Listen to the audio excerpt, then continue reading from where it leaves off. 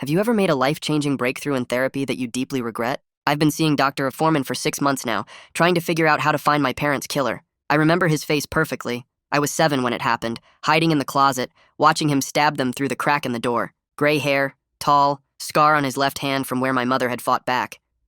I've told the police everything 100 times, but without a name or location, they can't do anything.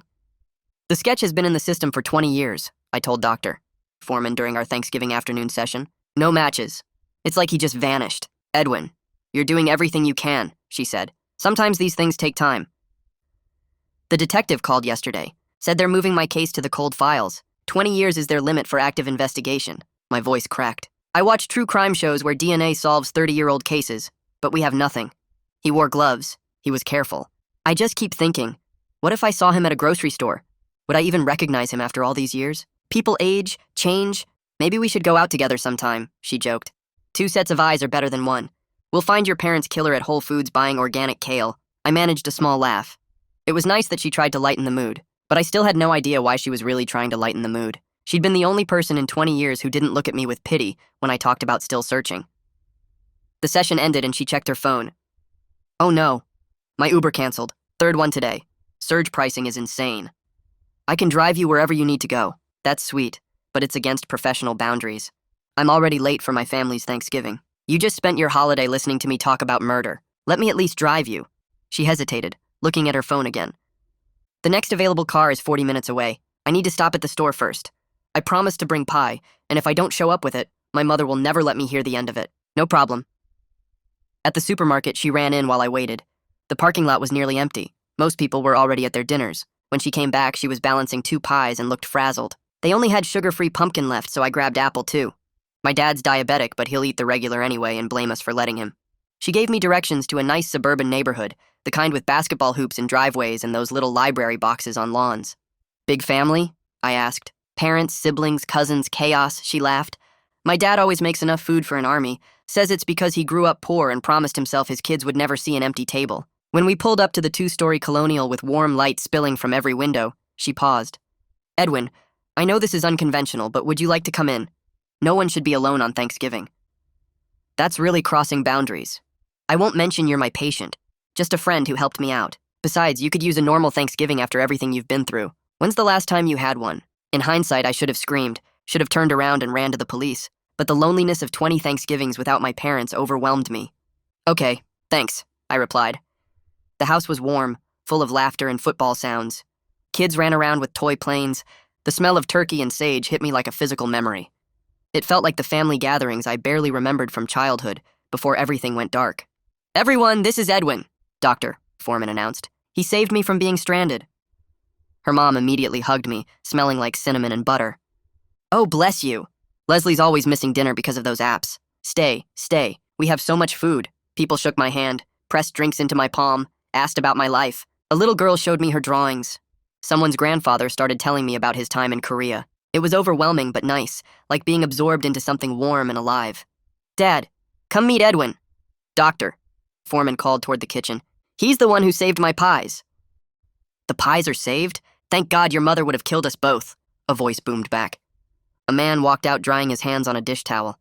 Tall, even at what must be 70 now. Gray hair, though he must have been younger 20 years ago. Maybe 50 then. The kitchen light caught his left hand as he dried it. The scar on his left hand. Jagged, old, running from his thumb to his wrist. My body went cold, then hot. The room started spinning. 20 years of staring at that scar in my nightmares, drawing it for police sketches, describing its exact curve and length. The defensive wound my mother had given him when she'd grabbed her own knife. Nice to meet you, he said, extending that scarred hand. Bob Foreman, thanks for helping my Leslie out. I couldn't move, couldn't breathe. Just stared at the scar I'd described to police 10,000 times. Edwin? Doctor. Foreman touched my arm. Are you okay? You look pale.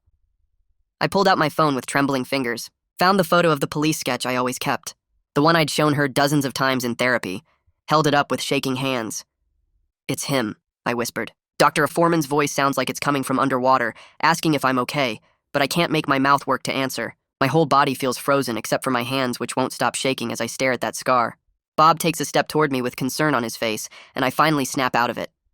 I mumble something about feeling sick, needing air, sorry, and I turn toward the front door. People are watching me stumble through the living room and I hear Dr. Foreman calling my name behind me, but I just keep moving. My legs feel weak and my vision is blurry, but I make it outside into the cold November air. I fumble with my car keys for what feels like forever before I can get the door unlocked. Once I'm inside, I lock all the doors and sit there shaking so hard my teeth are chattering. My hands are trembling as I pull out my phone and find the police sketch I always keep saved. I hold it up and compare it to the mental image I just burned into my brain from seeing Bob. The scar matches perfectly, that jagged line from thumb to wrist on the left hand. The height matches, he's tall even at 70. The gray hair, the way he held himself, even his voice sounds familiar now that I think about it. Everything matches the man from my nightmares, the man I watched kill my parents 20 years ago. I start the car and drive away from that house as fast as I can without breaking traffic laws. 3 blocks later, I have to pull over because I'm shaking too badly to see the road straight. I'm in some random neighborhood parking lot, and I grab my notebook from the glove compartment with trembling fingers. I start writing down every single detail I can remember before I forget anything. What Bob was wearing, a blue sweater and khaki pants. His exact words when he introduced himself. The way he dried his hands on that dish towel before extending his scarred hand to shake mine. The precise location of the scar, starting at the base of his thumb and running diagonally across his palm to his wrist. The color of it, that old white scar tissue that stands out against his skin. I write for 10 minutes straight without stopping, filling 3 pages with observations. Then I take photos of my police sketch from multiple angles and start a new document on my phone with today's date and time. I type out everything again, wanting multiple copies in case something happens to my notebook. For the next 2 hours, I just sit in that parking lot going through every memory of my therapy sessions with Dr. Foreman. I told her everything about the case, described that scar in detail at least a dozen times, showed her the police sketch over and over. Did I give her enough information that she should have recognized her own father? The scar is so distinctive. How could she not notice it on her dad's hand? My phone keeps buzzing with texts from her. The first one asks if I'm okay. The second says she's worried. The third says everyone at dinner is concerned and asking about me. I stare at the messages, but I can't make myself respond because I don't know what to say. Did she know all along that her father killed my parents? Is that why she invited me to Thanksgiving? To see what I would do when I saw him? My brain keeps spinning with these questions, but I have no answers. I silence my phone and keep reviewing my memories, trying to remember if she ever reacted strangely when I talked about the scar or the killer's description. Around midnight, I finally drive home because I'm exhausted and freezing in my car. But once I get to my apartment, I can't sleep. I'm too wired. I spend the rest of the night researching Bob Foreman online. I find his Facebook profile and scroll through years of family photos. I find his address, the same house I just fled from. I find his work history on LinkedIn and see he used to work for a plumbing supply company. My hands are still shaking as I open Google Maps and start creating a detailed timeline. I mark where my childhood home was, where Bob's old job was located, where he lived 20 years ago. I screenshot everything and save it all to a folder on my computer. I find social media profiles for his wife, his other kids, trying to piece together his whole life. By 4 in the morning, I have pages of notes and a map showing his known locations over the past 20 years. At 4 in the morning, I'm so tired my eyes are burning, but I know I need to contact the police while everything is fresh in my mind. I find the old email address for Detective Harrison, the officer who originally handled my parents' case before it went cold. I start drafting an email, and it takes me an hour to get it right. I attach the police sketch, multiple photos of Bob Foreman from his social media, my detailed notes about the scar, and a full account of how I met him at Thanksgiving dinner. I explain that this is the man from my memory, and I'm absolutely certain even after 20 years. The scar matches perfectly, he's the right height and age, and he had opportunity because he worked in my neighborhood. I read the email 5 times before I finally hit send at 5 in the morning. Then I try to sleep, but my brain won't shut off. I keep seeing Bob's face every time I close my eyes. That friendly smile as he dried his hands, the way he extended that scarred hand toward me, completely unaware that I recognized him. My phone rings twice and I see it's Dr. Foreman calling, but I don't answer. She leaves voicemails and I listen to them later. Her voice sounds worried and confused, asking what happened, saying we should talk, asking if I'm okay. The second message says she's really concerned and wants to make sure I'm safe. I listen to both messages 3 times, but I don't call her back because I don't know what to say. If she knew about her father, then she's been lying to me for 6 months. If she didn't know, then I'm about to destroy her whole family. Either way, I can't talk to her right now and maybe not ever again. By morning, I've maybe slept 2 hours in short patches filled with nightmares. I check my email and find an automated response saying Detective Harrison retired 3 years ago. My stomach drops until I read the rest.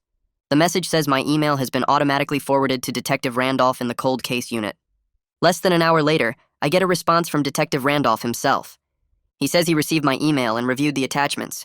He wants to meet with me as soon as possible, today if I can manage it. He also asks me not to have any further contact with the Foreman family until we talk. His quick response gives me the first real spark of hope I've felt since I recognized Bob last night. Someone is taking this seriously and wants to help. I meet Detective Randolph at the police station that same afternoon. He's younger than I expected, maybe 40, with sharp eyes that actually look at me like I'm a real person with a real case, instead of some obsessed victim who can't let go. He takes me to a small conference room and spreads out everything I sent him across the table. He reviews my documentation carefully while I sit there trying not to fall apart from exhaustion and stress. He listens as I walk him through the whole thing, from the therapy sessions to the Thanksgiving invitation to the moment I recognized Bob's scarred hand. He takes notes and asks questions, but he never once suggests that my memory might be wrong or unreliable after 20 years. When I finish talking, he looks at me with something like sympathy and says, "This is good work. Really detailed documentation." I almost start crying from relief because finally someone believes me. Detective Randolph explains that while my identification is really strong, they need more than just recognition and a scar to move forward with charges. He asks me detailed questions about my therapy with Dr. Foreman. What exactly did I tell her about the case? Did she ever react strangely when I described the killer or the scar? Did she ask any leading questions or seem interested in specific details? As I answer his questions, I realize with growing sick feeling in my stomach that she knew everything about my case. I described that scar to her probably 15 times over 6 months. I showed her the police sketch in almost every session. She knew I was looking for a tall man with gray hair and a distinctive scar on his left hand. Her father has all those things, and she never once suggested he might match my description. Either she's the most unobservant therapist in the world, or she knew something and didn't tell me. Detective Randolph stands up and walks to a gray filing cabinet against the wall, pulling out a thick folder with my parents' names typed on the label. He spreads the contents across the conference table, and I see photos I haven't looked at in years. Crime scene reports, witness statements, the original sketch I helped create when I was 7. He pulls out my initial description from 20 years ago and reads it out loud. The killer was tall, maybe 6 feet, with gray hair that looked neat and clean. He had a scar on his left hand, jagged like a lightning bolt, running from his thumb down to his wrist. I described how my mother had grabbed a kitchen knife during the attack and managed to cut him before he overpowered her. Detective Randolph looks up at me and asks me to describe what I saw at Thanksgiving. I close my eyes and picture Bob's hand as he dried it with the dish towel. The scar was exactly where I remembered, jagged and old, starting at the base of his thumb and running down toward his wrist. The shape matched perfectly, like someone had traced my childhood drawing onto his actual hand. Detective Randolph nods slowly and says, "This is the strongest lead the case has ever had." He explains that most eyewitness identifications after 20 years would be questionable, but the scar is so specific and distinctive that it gives my testimony real weight. He points out that I described the scar's exact location and shape before I ever met Bob, which means I couldn't have been influenced by seeing him. The height matches too, accounting for 20 years of aging. Bob would have been about 50 when my parents were killed, and now he's 70, exactly the right age progression. Detective Randolph tells me he believes me completely, and he's going to do everything possible to build a case, but I need to understand how careful we have to be. He leans forward and his voice gets serious. I cannot have any contact with Dr. Foreman or anyone in her family. I cannot approach Bob directly or try to talk to him. Any contact could compromise the entire investigation or put me in danger if Bob realizes I recognized him. If Bob knows we're looking at him, he could destroy evidence or flee.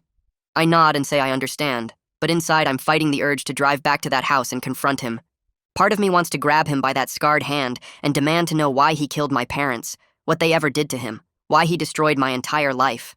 Detective Randolph seems to read my mind because he says he knows how hard this is, but I've waited 20 years, and I need to wait a little longer to do this right. I promise him I won't make contact, and I mean it, even though every cell in my body wants to scream at Bob until he confesses. Over the next few days, my phone keeps buzzing with messages from Dr. Foreman. The first one just asks if I got home safely from Thanksgiving. Then she starts asking if I'm okay because I seemed upset when I left. By the third day, she's sending longer messages saying she's worried about me and asking if something about meeting her family triggered bad memories. I stare at each message and want to type back that her father is a murderer, that he killed my parents while I watched from a closet, that she's been helping me search for a killer who was sitting at her Thanksgiving table. But Detective Randolph's warning stops me every time. Finally, she sends a text saying she's concerned about my well-being and asking if our session last week triggered something she should know about. I type and delete about 10 different responses before settling on something brief. I tell her I need to take a break from therapy for personal reasons, and I'll reach out when I'm ready. It feels like a lie, but it's the closest I can get to the truth without compromising everything. She responds immediately asking if there's anything she can do to help, but I don't reply. That weekend, I pull out all the boxes of my parents' belongings that I've kept in my closet for 20 years. I go through every photo, every document, every scrap of paper looking for any connection between my family and Bob Foreman. My hands shake as I look at pictures of my parents smiling at birthday parties and holiday dinners, knowing I might finally be close to getting them justice. I find my dad's old work calendar and flip through the months before the murder, looking for any appointments or notes about plumbing repairs. There's an entry from 3 months before they died that just says plumber coming for kitchen sink. My heart starts racing because that could have been Bob. That could have been when he first came to our house and learned the layout. I take photos of the calendar page and send them to Detective Randolph with a message explaining what I found. He calls me back within an hour and his voice sounds excited. He says he's been reviewing Bob's background and found that 20 years ago, he worked for a plumbing supply company that serviced our neighborhood. This means Bob had legitimate reasons to be in the area and would have known the layout of houses like ours. He probably serviced dozens of homes on our street over the years. My stomach drops because this makes it even more real. Bob wasn't some random intruder. He was someone who had access to our home, who my parents probably let in without question because he was there to fix something. Detective Randolph keeps talking and explains the legal challenges we're facing.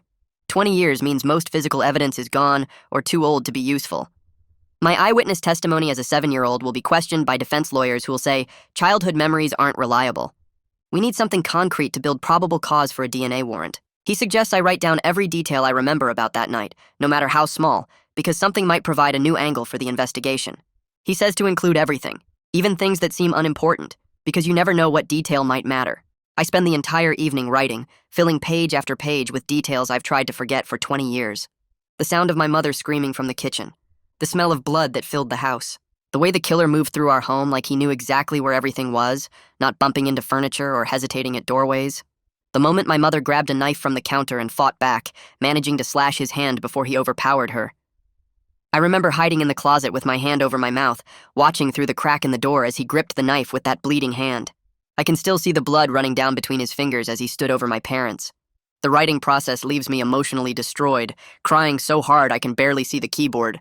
But Detective Randolph said every detail helps, so I keep going. When I finally finish, it's 3 a.m. and I've written 12 pages. I email everything to Detective Randolph and collapse into bed, too exhausted to even take off my clothes. 2 days later, there's a knock on my apartment door in the middle of the afternoon. I look through the peephole and see Dr. Foreman standing there looking worried. She knocks again and calls my name, saying she's concerned because I missed our scheduled session and won't return her calls. I open the door but don't step aside to let her in. She immediately notices something is wrong, probably because I look like I haven't slept in days. She asks if this is about Thanksgiving, if meeting her family was too much for me. I have to physically grip the doorframe to stop myself from screaming at her about her father. My jaw clenches and I can feel my whole body shaking with the effort of staying calm. I tell her I need space and start to close the door. She puts her hand out to stop it and says we should talk about whatever is going on, that she's here to help. I shake my head and tell her again that I need space, then close the door while she's still talking. I hear her stand there for a minute before finally walking away. That night I decide I can't just wait around for the police to build their case. I need to do something active, something that feels like progress. I search online for private investigators who specialize in cold cases and find Priscilla, who has good reviews and a website full of solved cases. She's expensive, charging $200 an hour, but I've been saving money for years specifically for anything that might help solve my parents' murder. I call her and explain the situation, leaving out the part about recognizing Bob at Thanksgiving because I don't want word getting out. I just say I have a suspect and need someone to verify his background and movements from 20 years ago. Priscilla says she can help, and we schedule a meeting for the next day. When I meet her at a coffee shop, she's younger than I expected, maybe 35, with sharp eyes that remind me of Detective Randolph. She takes detailed notes as I explain about Bob working for the plumbing company and the timeline of events. She says she'll start by verifying his work history and movements 20 years ago, staying within legal bounds but maybe finding things faster than the police. Within 3 days, she calls with her first report. She confirms Bob was definitely working in my neighborhood during the time of the murders. His route included houses on my street, and the plumbing company's records show he did service calls at multiple addresses within 2 blocks of where I lived. She also found something interesting in his employment records. Bob left that job suddenly 2 months after my parents were killed, citing family reasons on his exit paperwork. Priscilla says the timing could be coincidental, but combined with everything else, it feels significant. I immediately call Detective Randolph to share what Priscilla found, and he agrees the timing of Bob leaving his job is worth noting. He says he's building a timeline of Bob's life around the murders, and every piece helps establish opportunity and suspicious behavior. He sounds energized, like we're finally making real progress after 20 years of nothing. 2 days later, Detective Randolph called to say he was meeting with the assistant district attorney to discuss what we'd need to move forward with charges. I asked if I should come and he said not yet, that this was just preliminary strategy. The next afternoon he called back and explained what Dan told him. Even with my identification and Bob's presence in the neighborhood during the murders, they needed something physical to build a prosecutable case. Dan suggested looking into whether any evidence from the original crime scene was still preserved somewhere, because modern DNA testing could extract profiles from samples that were too degraded 20 years ago. Detective Randolph said he'd start checking the cold case storage facility to see what might still exist. That night I couldn't sleep, because every time I closed my eyes, I saw Bob's scarred hand reaching toward me. The next morning at the grocery store, I saw an older man with gray hair, and my chest got tight. My hands started shaking. I had to leave my cart and walk outside to breathe. It kept happening over the next few days. Any man with gray hair or visible scars on his hands made my heart race and my vision narrow. I'd wake up 3 or 4 times a night checking that my apartment door was locked, then checking again 10 minutes later because I couldn't remember if I'd actually checked or just thought about checking. I knew I needed help, but going back to Dr.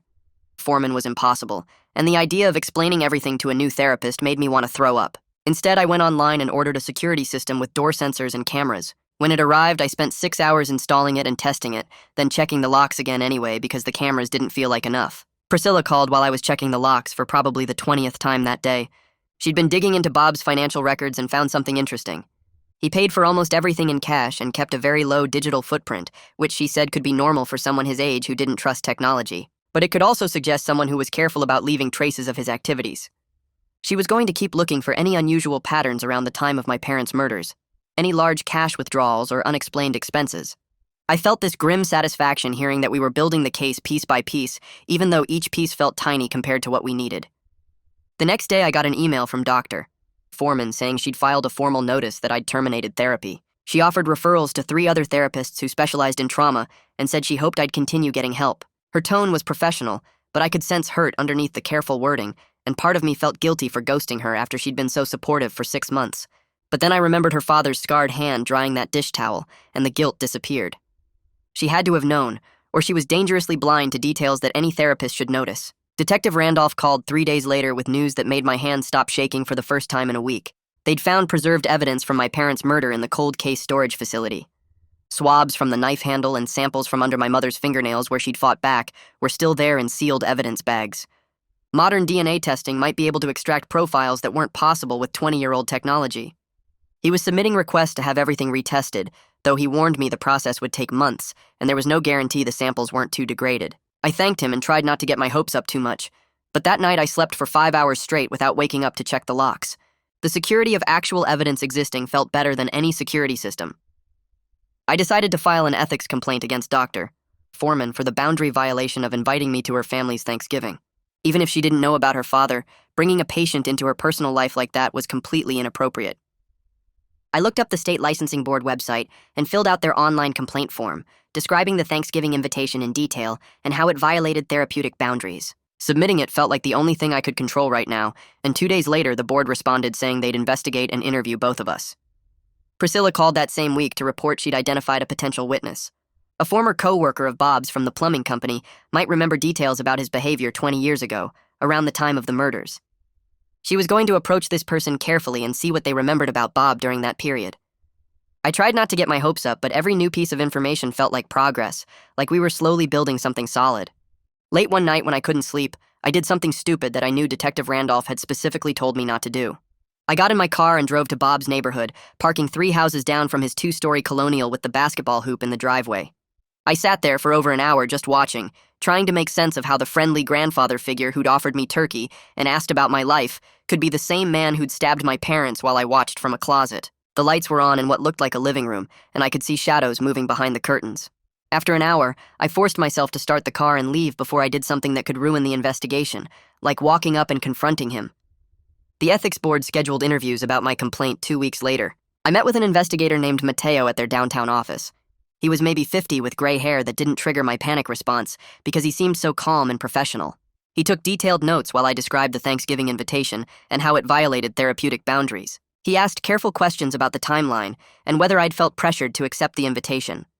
I explained that while Dr. Foreman hadn't forced me, the power imbalance of the therapeutic relationship made it inappropriate regardless. He asked about my relationship with Dr. Foreman and whether there were other boundary issues.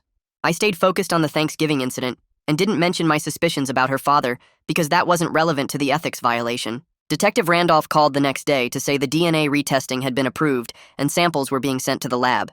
He warned me that even with modern technology, 20-year-old evidence might be too degraded to yield useful results. He also explained that if we did get a DNA profile from the killer, we'd still need a sample from Bob to compare it to, which meant building enough probable cause for a warrant. The legal process felt endless, but I understood it was necessary to do everything right, so nothing got thrown out later on technicalities. Priscilla called me the next afternoon to say she'd tracked down Bob's supervisor from 20 years ago, a retired guy named Frank, who remembered Bob pretty clearly from that time period. She was going to approach this person carefully and see what they remembered about Bob during that period. I tried not to get my hopes up, but every new piece of information felt like progress, like we were slowly building something solid. Late one night when I couldn't sleep, I did something stupid that I knew Detective Randolph had specifically told me not to do. I got in my car and drove to Bob's neighborhood, parking 3 houses down from his 2-story colonial with the basketball hoop in the driveway. I sat there for over an hour just watching, trying to make sense of how the friendly grandfather figure who'd offered me turkey and asked about my life could be the same man who'd stabbed my parents while I watched from a closet. The lights were on in what looked like a living room, and I could see shadows moving behind the curtains. After an hour, I forced myself to start the car and leave before I did something that could ruin the investigation, like walking up and confronting him. The ethics board scheduled interviews about my complaint 2 weeks later. I met with an investigator named Mateo at their downtown office. He was maybe 50 with gray hair that didn't trigger my panic response because he seemed so calm and professional. He took detailed notes while I described the Thanksgiving invitation and how it violated therapeutic boundaries. He asked careful questions about the timeline and whether I'd felt pressured to accept the invitation. I explained that while Dr. Foreman hadn't forced me, the power imbalance of the therapeutic relationship made it inappropriate regardless. He asked about my relationship with Dr. Foreman and whether there were other boundary issues. I stayed focused on the Thanksgiving incident and didn't mention my suspicions about her father, because that wasn't relevant to the ethics violation. Detective Randolph called the next day to say the DNA retesting had been approved and samples were being sent to the lab. He warned me that even with modern technology, 20-year-old evidence might be too degraded to yield useful results. He also explained that if we did get a DNA profile from the killer, we'd still need a sample from Bob to compare it to, which meant building enough probable cause for a warrant. The legal process felt endless, but I understood it was necessary to do everything right, so nothing got thrown out later on technicalities. 3 weeks after that call, Detective Randolph asked me to come to the courthouse because the judge was hearing arguments about the DNA warrant. I sat in the courtroom while Dan presented our case, laying out my identification of Bob, his presence in the neighborhood during the murders, the suspicious timing of him quitting his job and moving, and the co-worker's statement about scratches on his arms. Bob's attorney argued that this was all circumstantial and based on unreliable childhood memories. The judge listened to both sides for over an hour, asking tough questions about the strength of the evidence. When she finally ruled, granting the warrant based on the totality of circumstances, I felt this huge wave of relief wash over me. 20 years of searching, and we were finally going to get concrete answers. Detective Randolph caught my eye and gave me a small nod, but he pulled me aside afterward to remind me that we still needed the DNA to actually match. If it didn't, we were back to square one with nothing but my memory to go on. 2 days later, 2 detectives went to Bob's house early in the morning to serve the warrant. Detective Randolph called me right after to say Bob had complied with the swab collection, but immediately asked for his lawyer.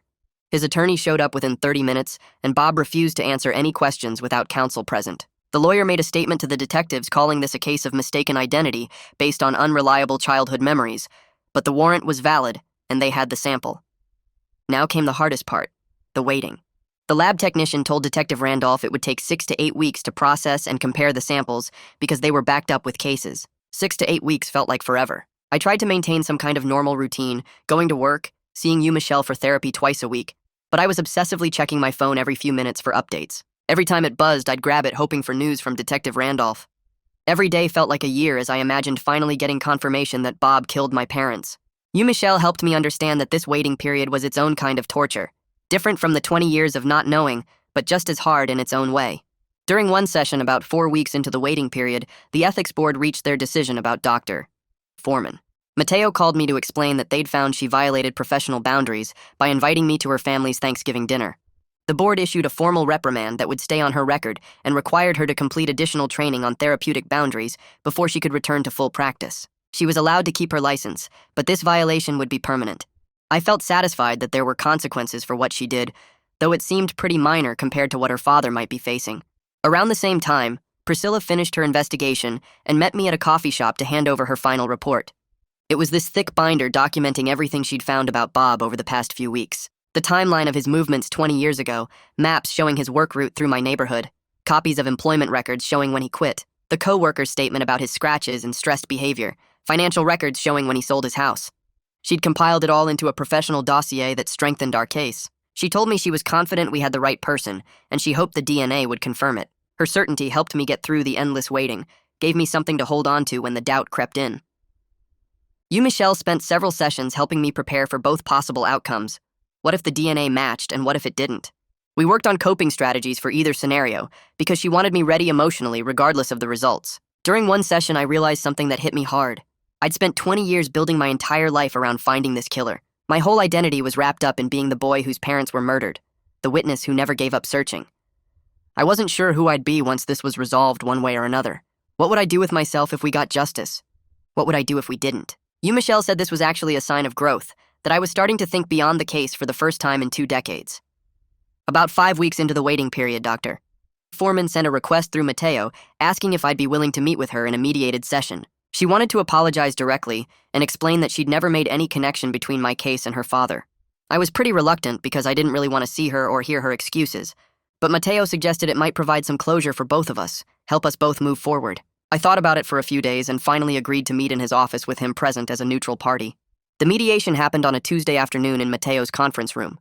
Dr. Foreman was already there when I arrived, and she looked terrible, like she hadn't been sleeping. Her eyes were red, and she started crying almost immediately when I sat down. She apologized for the boundary violation and insisted she'd never suspected her father of anything. She said if she'd made any connection between my descriptions and her dad, she would have referred me to another therapist right away.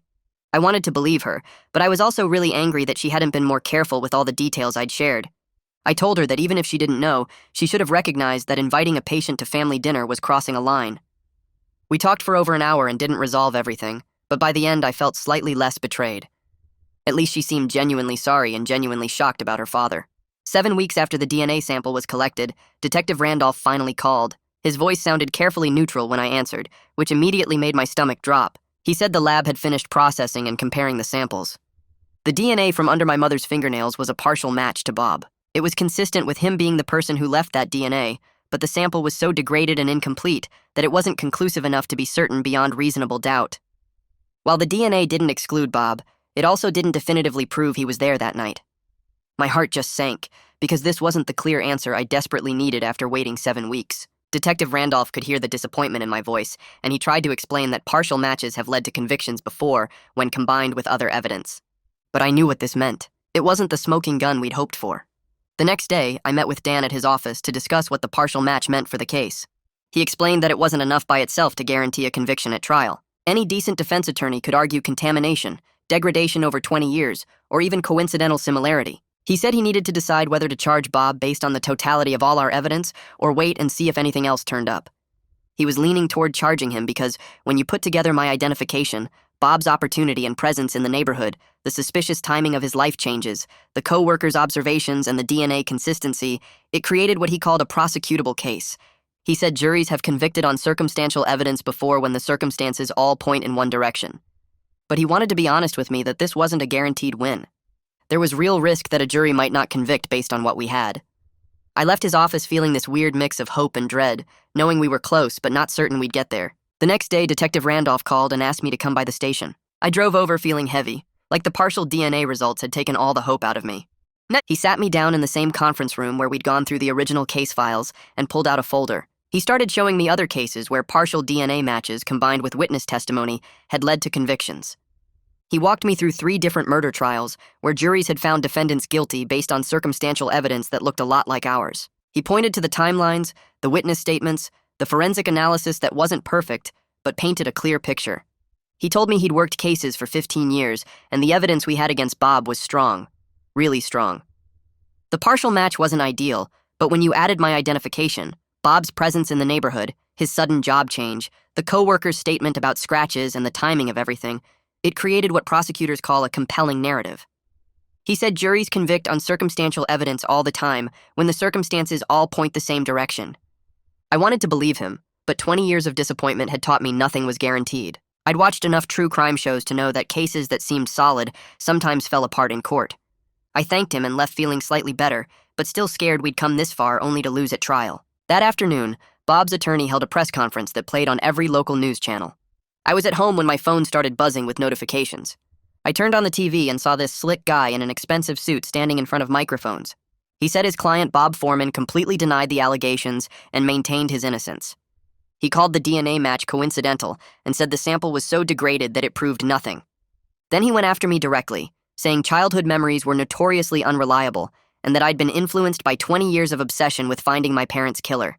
He suggested I'd convinced myself Bob was guilty based on a common scar and my desperate need for closure.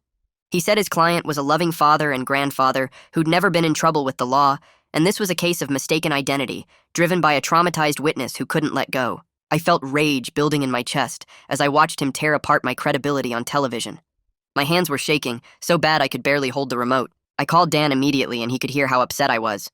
He told me to breathe, that this was standard defense strategy, and we shouldn't respond publicly. He said the case would be decided by evidence presented to a jury, not by media statements and press conferences. He reminded me that defense attorneys always attack witness credibility, because that's their job, and it didn't mean the jury would believe them.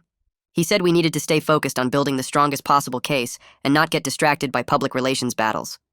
I tried to calm down, but seeing myself portrayed as some obsessed, unreliable witness on TV was harder than I'd expected. Over the next week, Dan reviewed all the evidence and made his decision.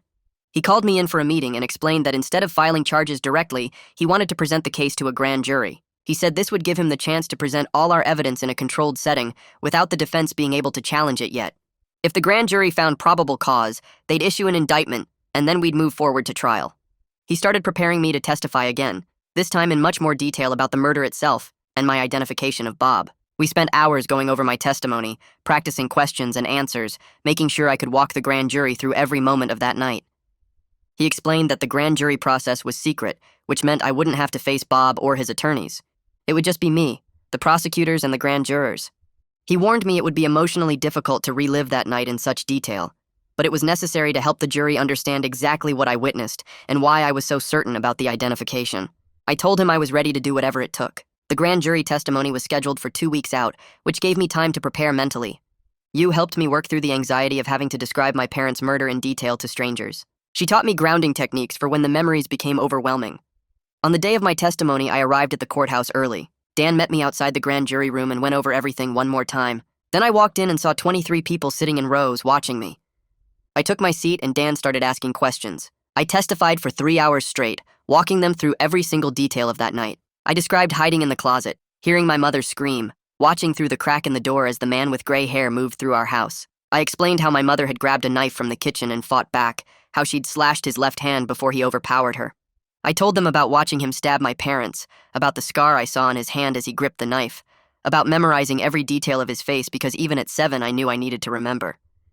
Then I walked them through recognizing Bob at Thanksgiving, seeing that exact same scar, feeling my body go cold with the certainty that this was the man from my nightmares. The grand jurors asked me thoughtful questions about the scar, about my certainty, about whether I'd had any doubt when I saw Bob. I answered every question as honestly as I could, explaining that I'd spent 20 years remembering that scar, and there was no question in my mind it was the same one. After I finished, Detective Randolph testified about the investigation and the evidence they'd compiled. Priscilla testified about the timeline she'd documented and Bob's suspicious behavior. Dan presented the DNA results and brought in an expert to explain what a partial match meant and why it was significant, even though it wasn't conclusive. The whole process took most of the day. I went home exhausted and emotionally drained from reliving the worst night of my life. Then I waited. The grand jury deliberated for 2 days while I barely slept. Every time my phone rang, I jumped.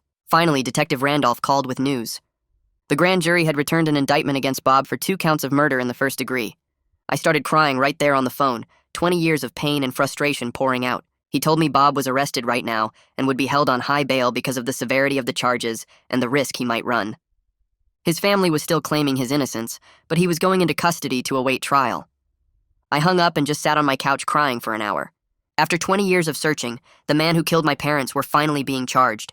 Within hours, the arrest hit local news and my phone started blowing up. Reporters were calling, emailing, showing up at my apartment building. Everyone wanted to interview me about the cold case that had finally been solved after 2 decades. I ignored all the requests because Dan had warned me not to talk to media before trial. But I couldn't help watching the news coverage. They showed Bob's mugshot next to old photos of my parents that must have come from the original case files. They called it a breakthrough in a 20-year-old cold case, a son who never gave up searching for justice. It felt weird seeing my story on TV, seeing my parents' faces on the screen.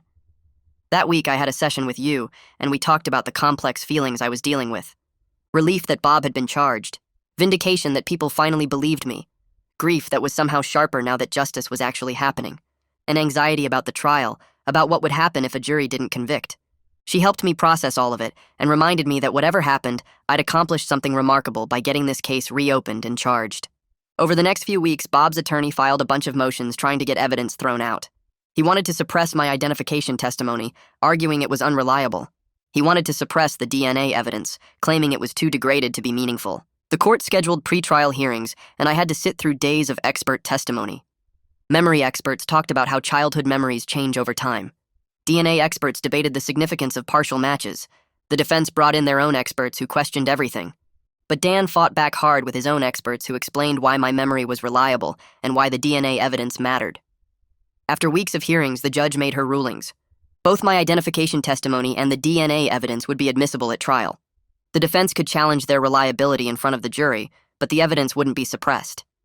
Dan called it a major victory for the prosecution. I felt relieved, but also knew the real battle was still coming. Around this time, Dan approached Bob's attorney with a plea offer. He proposed that Bob plead guilty to 2 counts of murder in the second degree instead of first degree, and in exchange he'd get concurrent 20-year sentences instead of consecutive life terms. The attorney took the offer to Bob but came back saying his client refused. Bob was maintaining his innocence and demanding a trial. Part of me felt disappointed because a plea would have meant certainty, no risk of acquittal. But another part of me wanted him to face a jury and be publicly convicted for what he did to my parents. I wanted 12 people to hear all the evidence and declare him guilty. The trial got scheduled for 4 months out, which meant more waiting. I tried to focus on living my life instead of obsessing over the upcoming trial. I kept seeing you regularly, and she helped me understand that regardless of what a jury decided, I'd already accomplished something important. I'd given my parents a voice after 20 years of silence. I'd fought for them and gotten their case reopened and charged. That mattered whether or not we won at trial. I started trying to build a life beyond this case, making plans that weren't centered on finding my parents' killer. It was hard but felt necessary. One day I got an email from Dr. Foreman. She said she was sorry for everything that had happened and that she'd cut off contact with her father. She said she believed me and hoped I got justice, but she was also dealing with the pain of learning her father might be a murderer. She said she understood if I never wanted to speak to her again, but she wanted me to know she was thinking of me. I read the email twice and then closed it without responding. There was nothing left to say between us. Our relationship as therapist and patient was over, and I needed to focus on the trial ahead. I appreciated that she believed me, but I couldn't carry her pain on top of my own. I had to focus on getting through the next 4 months and preparing to face Bob in court. 3 months passed in a blur of preparation sessions with Dan. We met twice a week in his office, going through every detail of my testimony until I could recite it in my sleep. He played the role of the defense attorney, asking hostile questions designed to shake my confidence and make me doubt my own memories. The practice was brutal but necessary. He warned me that the defense would try to suggest I had been coached or that my memory was unreliable after 20 years. We worked on staying calm when questioned, acknowledging what I wasn't certain about while maintaining confidence in what I knew for sure. The scar, the face, the way he moved through my house that night, those details had never wavered. Dan taught me to pause before answering, to think carefully about each question, to avoid getting defensive or emotional even when the questions felt like attacks. By the time the trial date arrived, I felt as ready as I could be, though my stomach still twisted with anxiety every time I thought about facing Bob in court. The trial started on a Monday morning in late March. I sat in the courtroom gallery during jury selection, watching 12 strangers get questioned about their ability to be fair and impartial. It took 2 full days to seat the jury and 2 alternates. Then came opening statements. Dan stood before the jury and told them about a 7-year-old boy who watched his parents get murdered, who hid in a closet, and saw every detail of the killer's face and hands, who carried that memory for 20 years until a chance encounter brought him face to face with the man who destroyed his family. He walked them through the evidence they would see, the witnesses they would hear from, the DNA results that supported my identification. Bob's attorney countered by talking about reasonable doubt, about how childhood memories fade and change over time, about how a partial DNA match wasn't proof of anything. He suggested I had become so obsessed with finding a killer that I convinced myself Bob was guilty based on a scar that thousands of people might have. The jury listened carefully to both sides, their faces neutral and unreadable. My testimony started on Wednesday morning and lasted 2 full days. Dan walked me through that night step by step, asking me to describe what I saw from the closet, how my mother fought back, how the killer moved through our house like he knew the layout. I explained recognizing Bob at Thanksgiving, the moment I saw his scarred hand, and knew with absolute certainty it was him. The direct examination was difficult but manageable because Dan and I had practiced it so many times. Then came cross-examination, and it felt like getting attacked. Bob's attorney suggested I had spent 20 years building a fantasy about finding my parents' killer, that I was so desperate for answers, I latched onto the first person with a scar on their hand. He asked if I had ever seen other people with hand scars and mistaken them for the killer. I stayed calm and explained that this wasn't just any scar, it was distinctive and specific, jagged and running from thumb to wrist in a pattern I had drawn for police sketches 1,000 times. He asked how I could be sure my memory hadn't changed over 2 decades, if I might be remembering the police sketch instead of the actual killer. I looked directly at the jury and told them I had nightmares about that scar for 20 years, that it was burned into my brain, that seeing it on Bob's hand was like looking at a photograph I had carried in my mind my entire adult life. The jury seemed sympathetic, several of them nodding slightly as I spoke, but I couldn't tell if they believed me. Detective Randolph testified next, walking the jury through the investigation and every piece of evidence pointing to Bob. He explained how Bob worked in my neighborhood 20 years ago, how he had opportunity and access to houses like ours, how he left his job abruptly 2 months after the murders. Priscilla took the stand and presented her findings about Bob's suspicious behavior and life changes right after my parents were killed. The DNA expert spent hours explaining the partial match from under my mother's fingernails, why it was significant even though it wasn't complete, how it was consistent with Bob being the contributor, but couldn't definitively prove it due to sample degradation. Bob's former co-worker testified about seeing scratches on Bob's arms around the time he quit. Scratches Bob claimed were from work, but the timing matched my mother's defensive wounds. Dan built a strong case piece by piece, showing how everything pointed to Bob, even though no single piece of evidence was conclusive on its own. The prosecution rested after 5 days of testimony, and I felt cautiously hopeful that the jury had heard enough to convict. Bob testified in his own defense, which surprised me because Dan had said most defendants don't take the stand. He sat calmly in the witness box and claimed he had no memory of ever meeting my parents, that he serviced dozens of houses in that neighborhood over several years and couldn't remember specific addresses. He admitted the DNA could be his, but suggested it was coincidental, that he might have had innocent contact with my mother at some point during a service call. He said he left his job because his wife was sick and needed him home more, that the scratches were from plumbing work in tight spaces. His testimony was smooth and practiced, his voice steady and reasonable. But I watched the jury studying his left hand as he gestured, their eyes drawn to that distinctive scar over and over. His attorney tried to make him seem like an innocent grandfather being wrongly accused, but I could see doubt in some of the jurors' faces as they compared his hand to the photos of my police sketches displayed on screens around the courtroom. Closing arguments happened on a Friday afternoon. Dan walked the jury through every single piece of evidence one more time, asking them to consider the totality of what they had heard. A distinctive scar that matched perfectly. Opportunity and presence in the neighborhood. Suspicious behavior and life changes right after the murders. DNA consistent with Bob being the killer. And most importantly, a 7-year-old boy's memory that had never wavered in 20 years. Not once, not ever.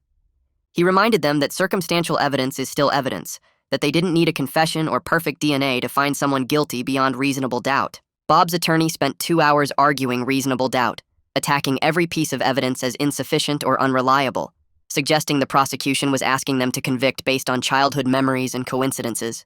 He told the jury they couldn't send a 70-year-old man to prison for life unless they were absolutely certain, and the evidence didn't support that level of certainty. The jury got the case at 4 p.m, and the judge sent them home for the weekend, telling them to begin deliberations Monday morning. Those 3 days of waiting were torture, worse than the months leading up to trial because now it was completely out of my hands. The jury deliberated for 3 full days. I spent those days in a conference room near the courtroom, unable to eat or focus on anything except waiting for news. Dan warned me that a long deliberation could mean they were struggling to reach agreement, but it could also mean they were being thorough and careful. Every time my phone buzzed, I jumped, thinking it was the call saying they had reached a verdict. Finally, on Wednesday afternoon, the call came. The jury had a verdict. I rushed back to the courtroom, my heart pounding so hard I could barely breathe. Everyone took their seats and the judge brought the jury in. The 4 women stood and the judge asked if they had reached a verdict. She said they had. The clerk read the charges and asked for the verdict on count 1, murder in the first degree. Guilty. Count 2, murder in the first degree. Guilty. I broke down crying right there in the courtroom, 20 years of grief and rage and frustration pouring out as the word guilty echoed in my ears. Bob showed no emotion as the verdict was read, just sat there with his hands folded on the table, but I saw his family crying in the gallery behind him. The judge thanked the jury and scheduled sentencing for 2 weeks out. Dan put his hand on my shoulder as I sobbed, telling me we had done it. Justice had finally been served. I couldn't speak, could barely process that after 2 decades of searching, Bob had been convicted of killing my parents. Sentencing day arrived 2 weeks later, and I had prepared a victim impact statement. The judge allowed me to speak before imposing sentence. I stood at the podium and looked directly at Bob as I talked about how his actions destroyed my childhood, how I spent 20 years haunted by nightmares. and consumed by the need to find him, how he stole my parents from me and left me alone in the world at 7 years old. I described the therapy, the sleepless nights, the constant fear that he would never be caught and my parents would never get justice. My voice shook, but I made it through the entire statement without breaking down. Bob stared at the table the whole time, never once looking at me. His attorney asked for leniency based on Bob's age and lack of prior criminal history, suggesting concurrent sentences would be appropriate. Dan argued for the maximum, pointing out the calculated nature of the crime, the fact that Bob had evaded justice for 2 decades, and the devastating impact on me and my family. The judge took less than 5 minutes to decide. She sentenced Bob to 2 consecutive life terms without possibility of parole, saying the brutal murder of 2 people in their own home combined with 20 years of evasion warranted the harshest penalty available under law. Bob was 70 years old. He would die in prison. As the bailiffs led him away in handcuffs, I felt a weight lift from my chest that I had been carrying since I was 7 years old. After the sentencing, I drove to the cemetery where my parents were buried. I hadn't visited their graves since the trial started because I wanted to wait until I could tell them it was over. I knelt between their headstones and told them that their killer had finally been brought to justice, that Bob had been convicted and would spend the rest of his life in prison, that I had never given up on them and never would. I cried as I spoke, but they were different tears than before. The grief was still there, would always be there, but it wasn't mixed with helpless rage and frustration anymore. I had done everything in my power to get them justice, and I had succeeded. They could rest now. I could rest now. I stayed at the cemetery for over an hour, just sitting with them, feeling a sense of peace I hadn't experienced since I was 7 years old. The trauma would never completely go away, but it had transformed into something I could carry without it consuming me. My next therapy session with you focused on processing everything that had happened and thinking about what came next. She asked me how it felt now that the trial was over and Bob was in prison. I told her it felt strange, like I had been holding my breath for 20 years and could finally exhale. But I also felt lost because I had spent my entire adult life defined by being a victim and a witness, by searching for my parents' killer, and now that was done. I didn't know who I was when that wasn't my primary identity anymore. You said that was completely normal, that I had spent so long focused on one goal that reaching it left a void I would need to learn to fill with new purposes and relationships. She encouraged me to explore interests I had neglected while consumed by the case, to build friendships and maybe even romantic relationships, to think about career goals beyond just surviving. The idea of having a future not centered on the past was scary, but also exciting. For the first time in 20 years, I could imagine building a life that wasn't defined by what Bob had taken from me. 3 weeks after the sentencing, I found a cold case advocacy group that met downtown every Tuesday night. I walked into my first meeting and saw about 15 people sitting in a circle, all of them carrying the same kind of weight I'd been carrying for 20 years. The facilitator asked if anyone wanted to share, and I raised my hand before I could talk myself out of it. I told them about my parents, about the 20-year search, about recognizing Bob at Thanksgiving dinner. When I finished, a woman across the circle started crying because her sister had been murdered 18 years ago, and the case was going cold too. After the meeting, she asked me how I kept going, and I told her exactly what Detective Randolph had told me, about documenting everything and never giving up. Over the next few months, I became a regular at those meetings, sharing my experience with DNA evidence and court procedures, helping families understand what to expect from the legal system. It gave me something I hadn't expected, a way to turn all that pain into something useful for other people. 6 months after Bob's conviction, I'm sitting in a coffee shop filling out an application for the State University's criminal justice program. My nightmares went from every night to maybe once a week, and when they come now, they're different. Less about helplessness, and more just memories I can wake up from. I have actual friends now, people from the advocacy group, and a few coworkers who invite me to things, and I actually go instead of making excuses. Last weekend, I went to a barbecue and laughed at stupid jokes and didn't think about murder once. I still visit my parents' graves every Sunday and tell them about my week, about the families I'm helping and the classes I'm planning to take. The grief lives in me, but it doesn't run my life anymore. I got them justice, and now I'm building the kind of life they would have wanted for me, one where their memory means more than just the way they died.